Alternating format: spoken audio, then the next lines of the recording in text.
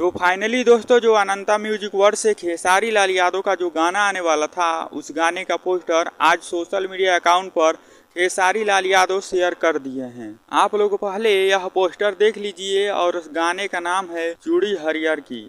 इस गाने को लिखे हैं टुनटुन यादव और फीमेल सिंगर कविता यादव जी हैं और परफॉर्मेंस करेंगी कोमल जी। दोस्तों आप लोगों को तो पता ही है कि टुनटुन यादव कितना बेहतरीन गाना लिखते हैं, पूरा देसी स्टाइल में लिखते हैं। यह भी कांवर गीत है, सावन स्पेशल सॉन्ग है।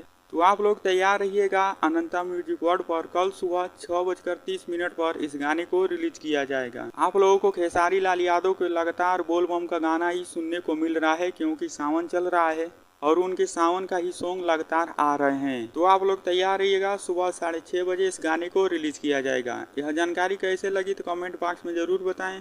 चैनल पर नए हैं तो चैनल को सब्सक्राइब करें और इस वीडियो को लाइक ज़रूर करें।